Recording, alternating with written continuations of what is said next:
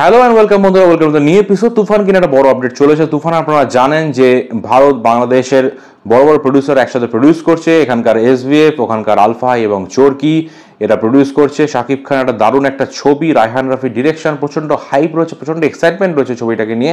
তবে একটা ভালো সিনেমা শুধু হলে হয় না, তার ডিস্ট্রিবিউশনটা খুব ইম্পর্টেন্ট এবং ডিস্ট্রিবিউশনের উপর ডিপেন্ড করে কতগুলো হল পেলো, কতগুলো শো পেলো, প্রাইম টাইমে শো পেলো কিনা, এসব অনেক কিছু ব্যাপার ডিপেন্ড করে। তো তুফান কিনে একটা আপডেট উঠে এসেছে, সেটা হচ্ছে এসবিএফ কিন্তু যেটা প্রডিউস করছে ওখানে আলফাই এবং চোরকি প্রডিউস করছে, কিন্তু ডিস্ট্রিবিউশনটা করছে কিন্তু অন্য একটা কোম্পানি। সেটা কিন্তু বাংলাদেশের একটা বিশাল বড় প্রোডাকশন কোম্পানি, তারাই দায়িত্ব নিয়েছে এবং তাদের বেশ ভালো অভিজ্ঞতা রয়েছে এই ব্যাপারে, কারণ তারা দীর্ঘদিন ধরে এই প্রফেশনে কাজ করে আসছে। তারা হচ্ছে জাজ মাল্টিমিডিয়া। হ্যাঁ বন্ধুরা, জাজ মাল্টিমিডিয়া কিন্তু এই ছবির ডিস্ট্রিবিউশন করবে এবং জাজ মাল্টিমিডিয়া যে এক্সপিরিয়েন্স আছে, যা তাদের চ্যানেল আছে, তারা কিন্তু বেশ ভালোভাবে এটা ডিস্ট্রিবিউট করতে পারবে এবং জাজ মাল্টিমিডিয়া এই ছবির সাথে যুক্ত হওয়ার ফলে ছবিটার লেভেল বা ছবিটার প্রতি এক্সপেকটেশন বা ছবিটার হাইপ কিন্তু আরও অনেক বেড়ে গেল।